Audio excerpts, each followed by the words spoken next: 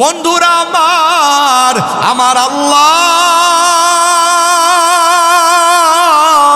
সূরাতুল আসরের ভিতরে ওয়াল আসর সময়ের কসম কাটলেন, সময়ের কসম খাইলেন।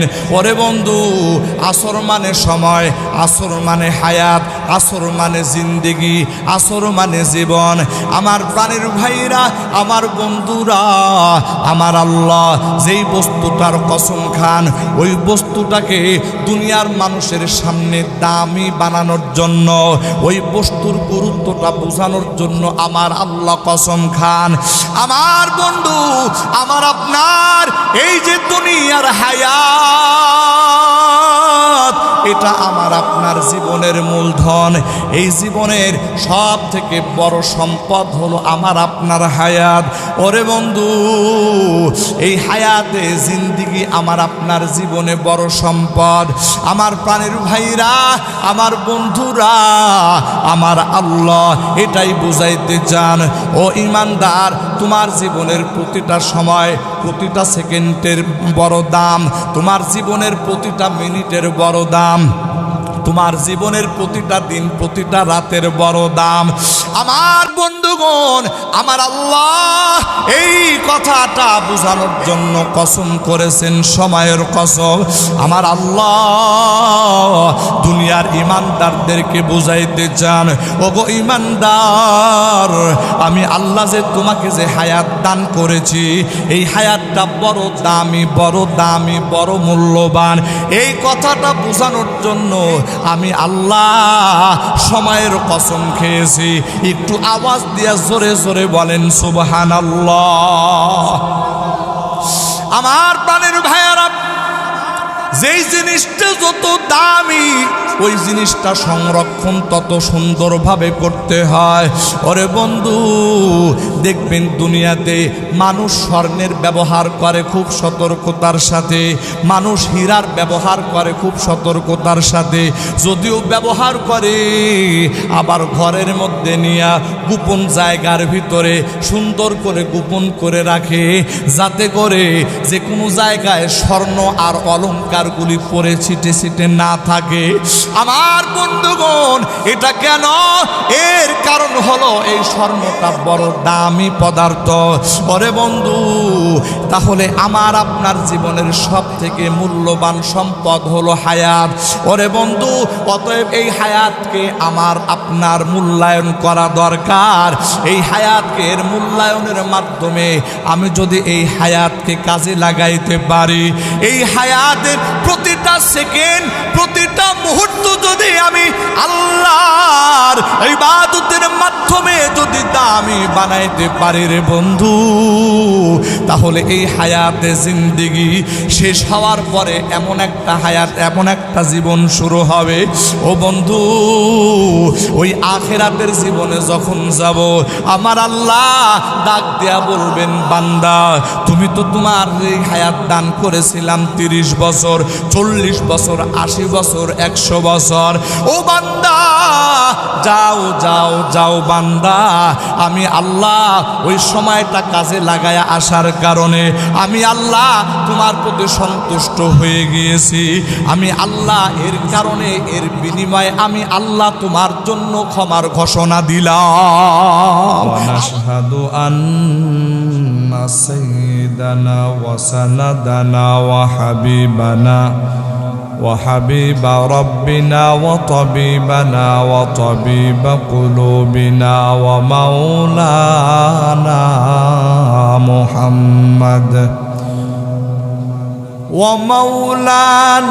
محمدا عبده ورسوله الذي أرسل إلى الناس كافة بشيرا ونذيرا وداعيا إلى الله بإذنه وسراجا منيرا فقد قال الله تعالى في كلامه المجيد والفرقان الحميد أعوذ بالله من الشيطان الرجيم بسم الله الرحمن الرحيم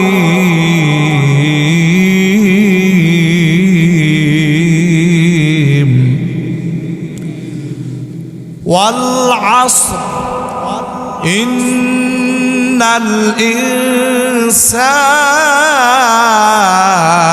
لفي خسر إلا الذين آمنوا وعملوا الصالحات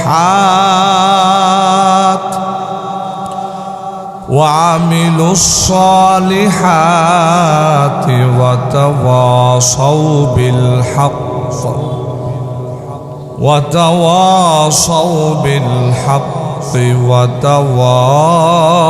وتواصوا بالصبر صدقت يا رب العالمين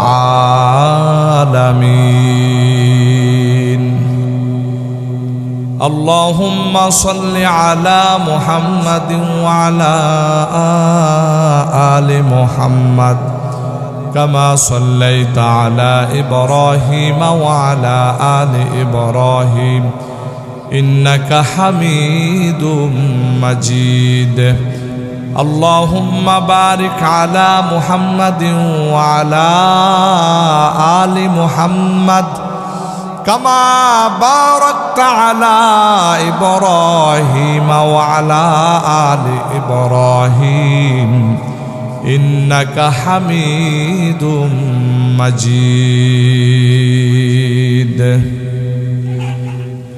एक ज़माना सुहबते बाउलिया बेहतर अज सद साला तौत बेरिया मैले मुमिन सुए मुमिन मिशवाद मैले काफिर सुए काफिर मिशवाद आशिकारा मिल्लतो मज़हब जुदास्त आशिकारा मिल्लतो मज़हब खुदास्त अल्लाह अल्लाह क्या मुबारक नाम है अल्लाह अल्लाह आशिकों का काम है तो ज़बान खुले ज़िक्र ला इलाहा इल्लल्लाह ला इलाहा इल्लल्लाह ला इलाहा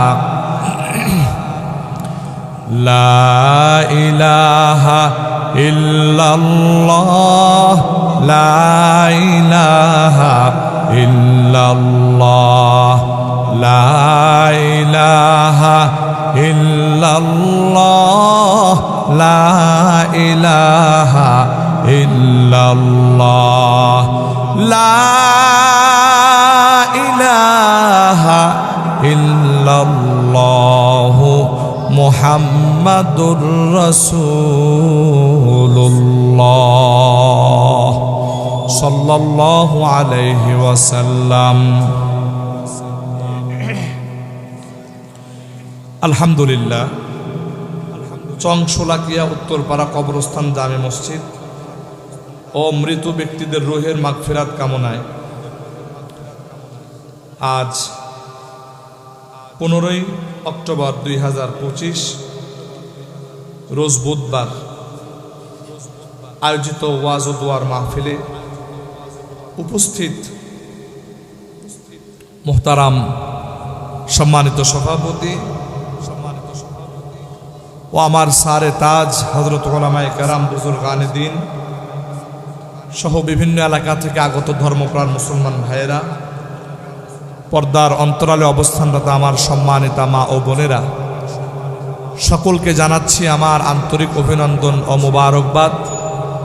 সর্বোপরি শুকরিয়া জ্ঞাপন করছি সেই মহান মালিকের দরবারে, যিনি আমাদেরকে এই মুবারক মাহফিলে আসার এবং বসার তৌফিক দান করেছেন।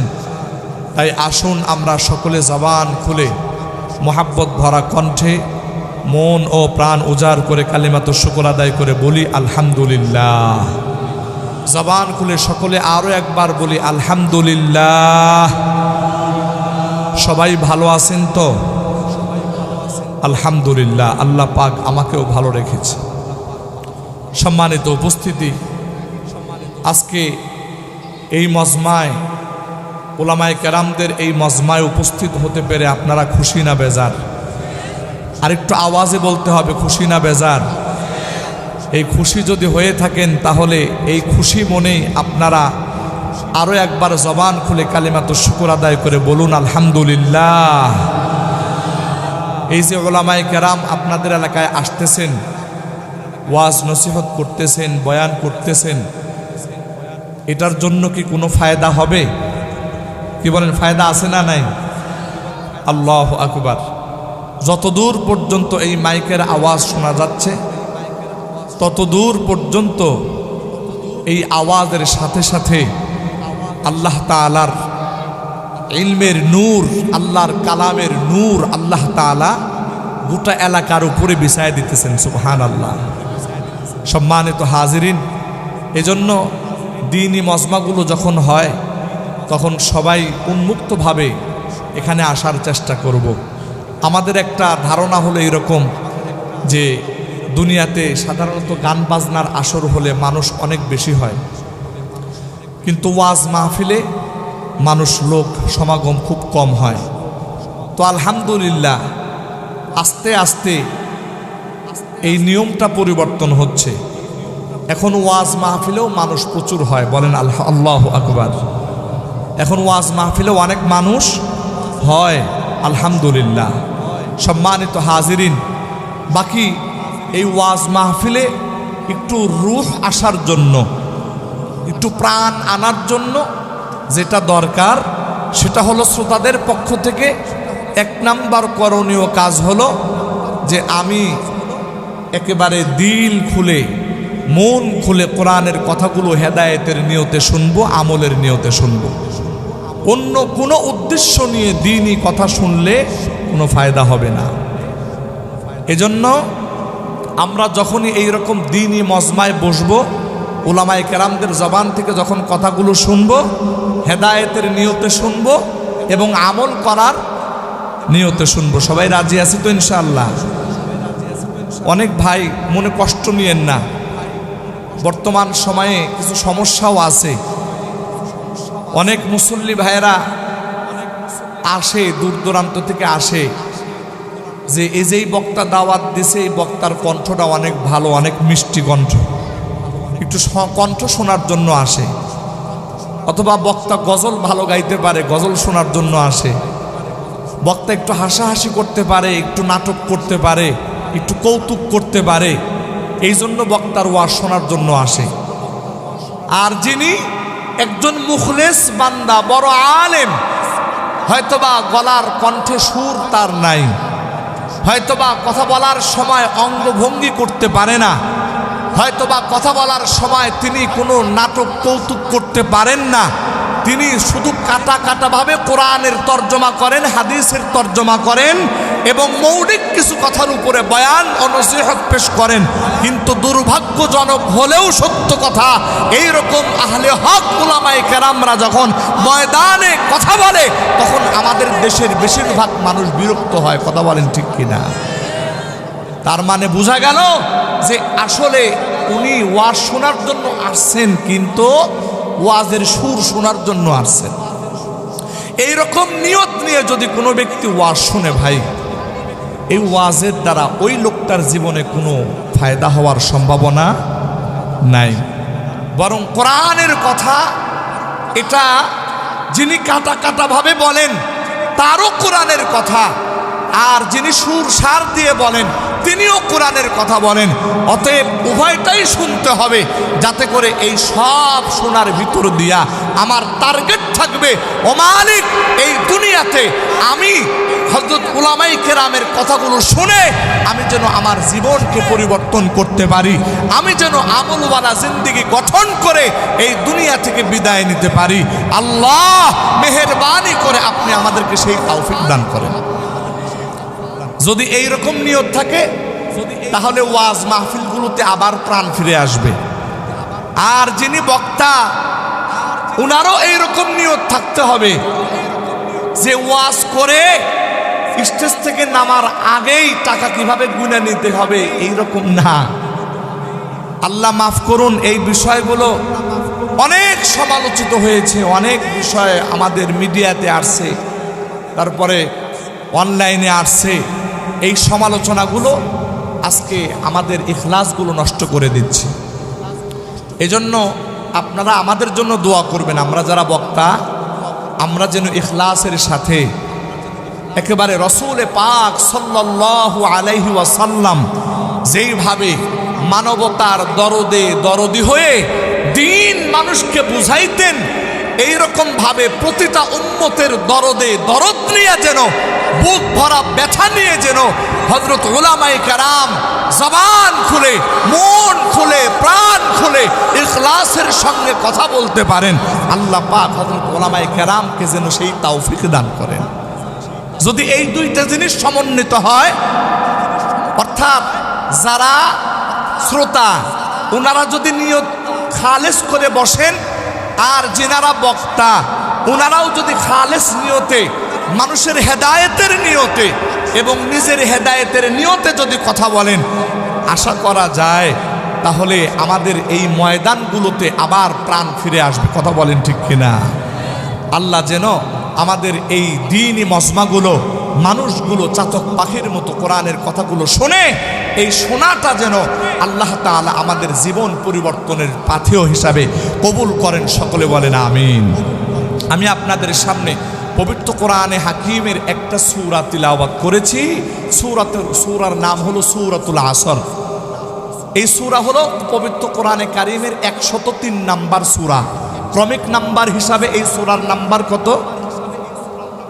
আপনারা আমার কথা বুঝতেছেন না। সূরার নাম্বার কত?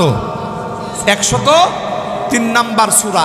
আর কোরআনে কারিমের মধ্যে ছোট ছোট সূরাগুলির ভিতরে এই সূরা হলো দ্বিতীয় নাম্বার। প্রথম নাম্বার সূরা হলো সূরাতুল কাউসার। সূরাতুল কাউসার হলো সবথেকে ছোট সূরা। আর এরপরে দ্বিতীয় ছোট সূরার নাম হলো সূরাতুল আসর। আল্লাহু আকবার বলেন। আমার আল্লাহ বলেন, ওয়াল আসরি ইন্নাল ইনসানা লাফি খুসর ইল্লাল্লাযীনা আমানু ওয়া আমিলুস সলিহাত ওয়া তাওয়াসাউ বিল হাক্কি ওয়া তাওয়াসাউ বিস সাবর। একটু আওয়াজ দিয়া জোরে জোরে বলেন আল্লাহু আকবার। আমার প্রাণের ভাইয়েরা, আমার বন্ধুরা, এই সূরাতুল আসর যদিও বা ছোট্ট একটা সূরা, বন্ধুরা আমার আল্লাহর কোরআনের এটা হলো একটা বৈশিষ্ট্য। ছোট থেকে ছোট একটা শব্দ, ছোট থেকে ছোট একটা আয়াত। ওরে বন্ধু, যদিও বা শব্দগত দিক থেকে এটা ছোট হয়, আয়াতের দিক থেকে যদিও বা এটা ছোট হয়, কিন্তু মর্ম দিক থেকে, মর্মের দিক থেকে, অর্থের দিক থেকে এটা যেন বিশাল সাগরের মতো। জোরে জোরে আওয়াজ দিয়ে বলেন সুবহানাল্লাহ। আমার বন্ধুগণ, বিখ্যাত ইমামে শাফিঈ রাহিমাহুল্লাহু তাআলা তিনি উক্তি করেছেন, এই সূরাতুল আসর যদিও বা ছোট্ট একটা সূরা, কিন্তু আমার আল্লাহ যদি এই সূরাতুল আসর ব্যতীত কুরআনুল কারীমের আর কোনো একটা সূরা নাযিল না করতেন, ওরে বন্ধু, হযরত ইমামে শাফিঈ রাহিমাহুল্লাহু তাআলা বলেছেন শুধুমাত্র সূরাতুল আসরটাই যদি নাযিল হতো, আর কিয়ামত পর্যন্ত যদি দুনিয়ার সমস্ত মানুষগুলি সূরাতুল আসরের আলোকে আমল করে চলতো। ওরে বন্ধু, হযরত ইমাম শাফিঈ বলেন, আমার আল্লাহ ওই ব্যক্তির জন্য জান্নাতের ফয়সালা করে দিবে। একটু আওয়াজ দিবেন আল্লাহু আকবার। আমার বন্ধুগণ, একটু গভীর মনোযোগ দিয়ে কথাগুলি বোঝার চেষ্টা করো রে ভাই, একটু গভীর মনোযোগ দিয়ে কথাগুলি শোনার চেষ্টা করুন। ওরে বন্ধু, আমার আল্লাহ বলেন ওয়াল আসর, কসম সময়ের কসম করেছেন। ও বন্ধু, আমার আল্লাহ কসম করেছেন। আমরা সাধারণত কসম করে থাকি কোন সময়? ও বন্ধু, যখন আমরা পরস্পরের ভিতরে কথা বলি, যদি কোনো কথাকে অধিক মজবুত করতে চাই, যদি কোনো কথাকে একেবারে যুক্তিতে এটাকে যদি বিজয়ী করতে চাই, এই কথাকে যদি আমরা উঁচু করতে চাই, মজবুত বানাইতে চাই, ওই কথাকে একেবারে সত্যবাদী বানাতে চাই, তাহলে ওই কথার শুরুতে আমরা কসম খাই, আল্লাহর কসম আমি এটা করেছি, আল্লাহর কসম আমি এটা করি নাই। আমার বন্ধুগণ, দুনিয়ার মানুষ তার কথাকে মজবুত বানানোর জন্য আল্লাহর কসম খায়, কসম কাটে। ওরে বন্ধু, কিন্তু আমার আল্লাহ যে কোরআনে কারিমে বিভিন্ন জায়গায় কসম করেছেন, ওরে বন্ধু, এই কসম আমার আল্লাহ তার কথাকে মজবুত বানানোর জন্য করেন নাই। কেননা আমার আল্লাহ কথা যেটা বলবেন, ওই কথাতে যদি আমার আল্লাহ কসম করেন, ওই কসম করা কথাটা যতটুকু গুরুত্বপূর্ণ, যেই কথা আমার আল্লাহ কসম ছাড়া বলবে, ওই কথাটাও সমান গুরুত্বপূর্ণ। একটু আওয়াজ দিয়া জোরে জোরে বলেন, কথা ঠিক কিনা? বন্ধুরা আমার আল্লাহ সূরাতুল আসরের ভিতরে ওয়াল আসর, সময়ের কসম কাটলেন, সময়ের কসম খাইলেন। ওরে বন্ধু, আসর মানে সময়, আসর মানে হায়াত, আসর মানে জিন্দেগি, আসর মানে জীবন। আমার প্রাণের ভাইরা, আমার বন্ধুরা, আমার আল্লাহ যেই বস্তুটার কসম খান, ওই বস্তুটাকে দুনিয়ার মানুষের সামনে দামি বানানোর জন্য, ওই বস্তুর গুরুত্বটা বোঝানোর জন্য আমার আল্লাহ কসম খান। আমার বন্ধু, আমার আপনার এই যে দুনিয়ার হায়াত, এটা আমার আপনার জীবনের মূলধন। এই জীবনের সব থেকে বড় সম্পদ হলো আমার আপনার হায়াত। ওরে বন্ধু, এই হায়াতে জিন্দিগি আমার আপনার জীবনে বড় সম্পদ। আমার প্রাণের ভাইরা, আমার বন্ধুরা, আমার আল্লাহ এটাই বুঝাইতে চান। ও ইমানদার, তোমার জীবনের প্রতিটা সময়, প্রতিটা সেকেন্ডের বড় দাম, তোমার জীবনের প্রতিটা মিনিটের বড় দাম, তোমার জীবনের প্রতিটা দিন, প্রতিটা রাতের বড় দাম। আমার বন্ধুগণ, আমার আল্লাহ এই কথাটা বোঝানোর জন্য কসম করেছেন, সময়ের কসম। আমার আল্লাহ দুনিয়ার ইমানদারদেরকে বুঝাইতে চান, ওগো ইমানদার, আমি আল্লাহ যে তোমাকে যে হায়াত দান করেছি, এই হায়াতটা বড় দামি, বড় দামি, বড় মূল্যবান। এই কথাটা বোঝানোর জন্য আমি আল্লাহ সময়ের কসম খেয়েছি। একটু আওয়াজ দিয়া জোরে জোরে বলেন সুবহানাল্লাহ।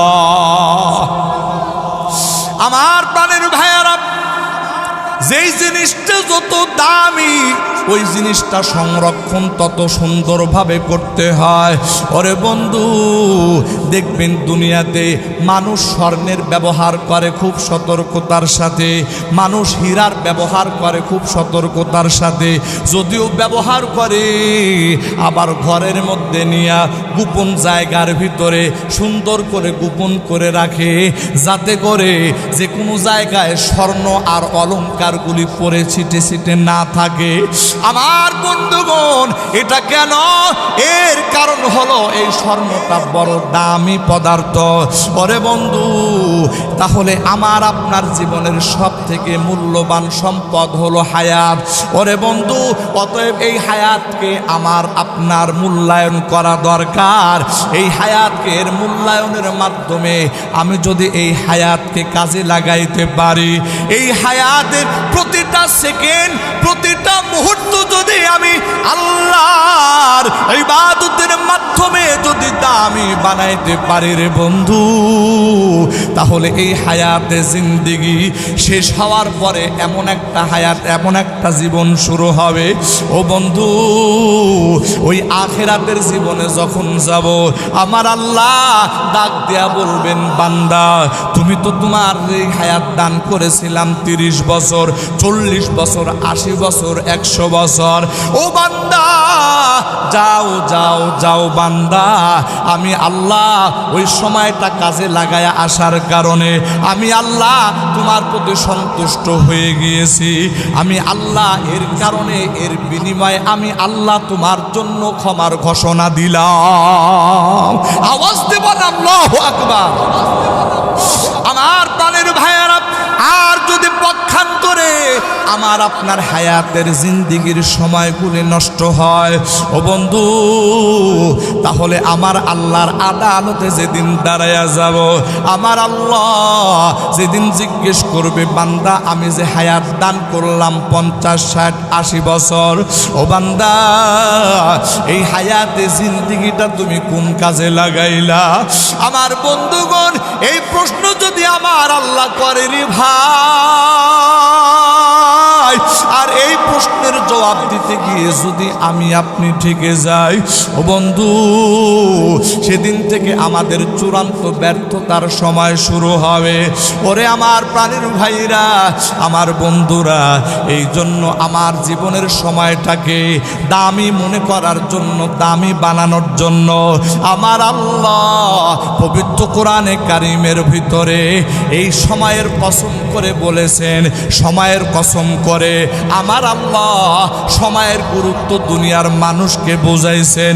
একটু আওয়াজ দিয়া জোরে জোরে বলেন কথা ঠিক কিনা? আমার বন্ধুগণ, এই দুনিয়ার ভিতরে আমাদের আখেরি নবী বিশ্বনবী জনাবে মুহাম্মদুর রাসূলুল্লাহ সাল্লাল্লাহু আলাইহি ওয়াসাল্লামের উম্মত হলাম আমরা। ওরে বন্ধু, আমাদের গড় আয়ু হলো 60 থেকে 65 বছর। ওরে বন্ধু, এই 60-65 বছর, এটার ভিতরেও আবার কি ব্যাপার, কি আশ্চর্য ব্যাপার, একজন মানুষ একেবারে নির্ধারিতভাবে 60 বছর 70 বছর পাবে, বিষয়টা এই রকম না। আমার বন্ধুগণ, মানুষ দুনিয়াতে আসবে, কিন্তু আসার পরে তার মৃত্যু কখন হবে? মৃত্যু এটা তো সুনিশ্চিত বিষয় ওরে বন্ধু, কিন্তু তার মৃত্যুটা কখন হবে? 1 ঘন্টা পরে হবে, নাকি 1 দিন পরে হবে, নাকি 10 দিন পরে হবে? এই বিষয়টা কিন্তু গুরুত্বপূর্ণ বিষয়। আমার প্রাণের ভাইয়েরা, আমার বন্ধুরা, দুনিয়াতে আমার আল্লাহ এই মৃত্যু বিষয়টা যতটুকু নিশ্চিত করেছেন, কিন্তু অতটুকুনি আবার অনিশ্চিত করেছেন। ও বান্দা, মৃত্যু তো তোমার হবে এটা নিশ্চিত, কিন্তু এই মৃত্যুটা কখন হবে এটা কিন্তু তোমার জানা নাই। শুধু তোমার জানা নাই এটা না, বরং কোনো পয়গম্বর, কোনো নবী রাসূল পর্যন্ত এটা জানতেন না। একটু আওয়াজ দিয়ে জোরে বলেন কথা ঠিক কিনা? আমার বন্ধুগণ, এই দুনিয়ার আরো একজন বিখ্যাত ইমাম ছিলেন, হযরত ইমাম মালিক রাহমাতুল্লাহি আলাইহি। মক্কা থেকে হিজরত করে মদিনায় আসছেন। ও বন্ধু, মদিনায় আসার পরে তিনি আর প্রাণের মদিনা থেকে বাহির হয় না। ইমাম মালিক রাহিমাহুল্লাহু তাআলা মদিনা থেকে আর বাহির হয় না।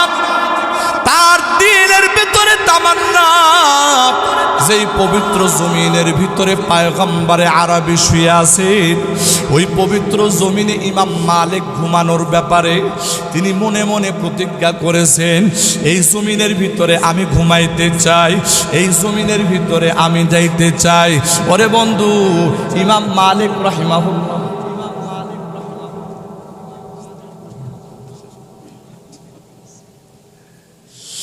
ইমাম মালিক রাহিমাহুল্লাহু তাআলা, আমার বন্ধুগণ, ইমাম মালিক রাহিমাহুল্লাহু তাআলা প্রাণের মদিনা থেকে বাহির হয় না রে বন্ধু, প্রাণের মদিনা থেকে বাহির হয় না। তার দিলের একেবারে বড় ইচ্ছা তার মৃত্যুটা যেন মদিনাতে হয়। ওরে বন্ধু, এই রকম ভাবে দিন যাইতেছে, রাত যাইতেছে, সময় যাইতেছে, মাস যাইতেছে। যখন বছর শেষ হয়ে গেল, তখন মদিনার লোকেরা ইহরাম বেঁধে তারা মদিনা থেকে মক্কা শরীফ যাওয়ার জন্য তৈরি হয়ে গেছে। পবিত্র হজ ব্রত পালন করার জন্য তারা মদিনা থেকে ইহরাম বেঁধে তারা রওনা হয়ে যাইতেছে। আমার বন্ধুগণ, ইমাম মালিক রাহিমাহুল্লাহু তাআলা ওই সময় তার দিলের ভিতরে চোট লেগে গেছে। ওরে আল্লাহর আশিক, তোমরা তো আল্লাহর ঘর জিয়ারত করার জন্য যাইতেছো, আমারও তো দিলটা চায় আমিও যেন আল্লাহর ঘর পুনরায় জিয়ারত করতে পারি। আমার বন্ধুগণ, এইরকম মনের চিন্তা ভাবনা যখন চলে আসে, আল্লাহর বান্দা ইমাম মালিক রাহমাতুল্লাহি আলাইহি আল্লাহর ঘর জিয়ারতের জন্য দিলটা ছটফট করতেছে। আবার চিন্তা করতেছে, যদি বাহির হয়ে যায়, আর যদি মদিনার বাহিরে আমার মৃত্যু হয়, এই রকম চিন্তা আর পেরেশান তার অন্তরের ভিতরে ঢুকে গেছে।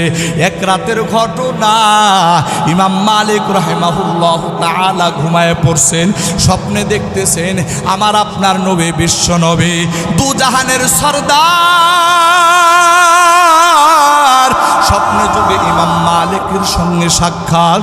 ও বন্ধু, ইমাম মালিক যখন সাক্ষাৎ হয়ে গেছে, ইমাম মালিক রহমাতুল্লাহি আলাইহির সামনে আমাদের নবী, প্রিয় নবী জনাবে মুহাম্মদুর রাসূলুল্লাহ সাল্লাল্লাহু আলাইহি ওয়াসাল্লাম এইভাবে হাত উঁচা করে হাতের 5টা আঙ্গুল দেখায়া আমার নবী সাল্লাল্লাহু আলাইহি ওয়াসাল্লাম সেখান থেকে প্রস্থান নেয়। আমার বন্ধুগণ, ইমাম মালিক রাহিমাহুল্লাহু তাআলা তিনি ঘুম থেকে জাগ্রত হলেন, 5টা আঙ্গুল আল্লাহর রাসূল দেখায় গেছেন। এবার ইমাম মালিকের ভিতর আরো অস্থিরতা কাজ করতেছে। 5 আঙ্গুল মানে কি 5 দিন, 5 আঙ্গুল মানে কি নাকি 5 মাস, 5 আঙ্গুল মানে নাকি 5 বছর, কোনটা হবে? ওরে বন্ধু, এই চিন্তা করিয়া বড় পেরেশান ইমাম মালিক রাহমাতুল্লাহি আলাইহি। ইমাম মালিক চিন্তা করতেছেন কি করা যায়। তাড়াতাড়ি খাদেমকে ডাক দিয়া জগৎ বিখ্যাত স্বপ্নের ব্যাখ্যাকার আল্লামা ইবনে শিরিন রাহমাতুল্লাহি আলাইহি তার কাছে যায় খাদেমকে পাঠায় দিয়েছে, যাও তাড়াতাড়ি যাও, স্বপ্নের ব্যাখ্যা জেনে আসো, 5 আঙ্গুলের ব্যাখ্যা কি। ওরে বন্ধু, এবার খাদেম যখন আল্লামা ইবনে শিরিনের কাছে গেছে, আল্লামা ইবনে শিরিন রাহমাতুল্লাহি আলাইহির কাছে যাওয়ার পরে স্বপ্ন যখন খুলে বলছে, এবার আল্লামা ইবনে শিরিন রাহমাতুল্লাহি আলাইহি ডাক দিয়ে বলে, শোনো, এই স্বপ্নের ব্যাখ্যা আমি বলবো, তার আগে বলতে হবে এই স্বপ্নটা কে দেখেছে। একটু আওয়াজ দিয়া জোরে জোরে বলেন আল্লাহু আকবার। স্বপ্নের ব্যাখ্যা বলবো, আগে বলতে হবে এই স্বপ্নটা কে দেখেছে। কারণ আমার জানা মতে মদিনার ভিতরে এই স্বপ্ন দেখার উপযুক্ত একমাত্র ব্যক্তি হলো ইমাম মালিক। আল্লাহু আকবার বলেন, আল্লাহু আকবার বলেন। আমার প্রাণের ভাইয়েরা, আমার প্রিয় ভাই, আমাদের এই বাংলাদেশের মানে হৃদয়ের স্পন্দন, ওয়াজ জগতের সম্রাট আল্লামা মুফতি হেদায়েতুল্লাহ খান আজাদী চেয়ারম্যান সাহেব উপস্থিত হয়ে গেছে। আমি আমার সময় একেবারেই সংক্ষিপ্ত করে আলোচনা শেষ করে এখান থেকে বের হয়ে যাব, আর আপনাদের কাছে আমি হযরতকে বসায় যাব, কারণ উনি হলেন আমাদের বড় ভাই, এবং আমাদের ওয়াজের জগতের জন্য আমাদের মনের একবারে আন্তরিক প্রেরণা ওনার কাছ থেকে। তো এইরকম একজন বড় মানুষ বসে থাকবে আর আমরা চিল্লায় চিল্লায় কথা বলবো, এটা একেবারে বেমানান। এজন্য কথা একেবারে সংক্ষেপ করে দিচ্ছি। ইমাম মালিক রহমাতুল্লাহি আলাইহির ব্যাপারে যখন বলছে যে এই রকম স্বপ্ন ইমাম মালিক ছাড়া এই মদিনাতে দেখে এই রকম স্বপ্ন দেখার উপযুক্ত ব্যক্তি ইমাম মালিক ছাড়া আর কেউ না। খাদেম বলতেছে যে হুজুর আমাকে তো নাম বলতে নিষেধ করা হয়েছে, বলে তুমি আগে নাম জেনে আসো তারপরে স্বপ্নের ব্যাখ্যা। আবার খাদেম ইমাম মালিকের কাছে চলে গেছে। ইমাম মালিক বলছে উনি তো বলেই দিছে নাম, তো তুমি আর দেরি করছো কেন? বলে হুজুর আপনার অনুমতি ছাড়া তো বলতে পারি না। যখন যায় বলছে ইমাম মালিকের কাছে যে এই স্বপ্ন আপনি যেটা ধারণা করেছেন, ইমাম মালিক রহমতুল্লাহ আলাইহি উনি এই স্বপ্নটা দেখেছেন। আল্লাহু আকবার। বলতেছে যে আল্লাহর রাসূল সাল্লাল্লাহু আলাইহি ওয়াসাল্লাম স্বপ্ন যুগে 5টা আঙ্গুল দেখায়া আল্লাহর রাসূল এটা বুঝাইতেছেন। ও ইমাম মালিক, এত অস্থির হওয়ার দরকার নাই। কারণ হলো আল্লাহ পাক রব্বুল আলামিন 5টা জিনিসের ইলম এটা আল্লাহ পাক শুধু জানেন, আল্লাহ সারা দুনিয়ার কেউ জানে না। এই 5টা ইলমের ভিতরে 5টা জিনিসের ভিতরে এটা হলো একটা বিষয়, বিআইকি আরদিন তামুত, যে বান্দার মৃত্যু কোথায় হবে, কখন হবে, এই বিষয়ের প্রকৃত সংবাদ একজনই জানেন, তিনি হলেন কি? আল্লাহ। সম্মানিত হাজিরিন, এজন্য আমাদের পৃথিবীতে আসার গ্যারান্টি আছে কিন্তু যাওয়ার কোনো গ্যারান্টি নাই। ও বন্ধু, এই কথাটা মাথায় রেখে আজকের মাহফিল থেকে সর্বশেষ আলোচনা শুনে আমরা তওবা করে, খাঁটি দিলে তওবা করে এখান থেকে বিদায় নিয়া আল্লাহর কাছে এই কথা আমরা স্বীকারোক্তি দিয়ে যাব, মালিক দুনিয়াতে আমরা যতদিন ছিলাম গুনাহ করেছি, আপনার নাফরমানি করেছি। আজকের পর থেকে নিয়া যতগুলি নিঃশ্বাস এই জমিনে পড়বে, আজকের পর থেকে নিয়া যতগুলি দিন এই দুনিয়াতে বাঁচবো, যতগুলি রাত এই দুনিয়াতে বাঁচবো, যত বছর এই দুনিয়াতে বাঁচবো, ও মালিক আর জীবনে আপনার কাছে কোনো এইরকম নাফরমানি করব না। আল্লাহ পাক আমাদের সকলকে তৌফিক দান করুন। সকলে বলে আমিন।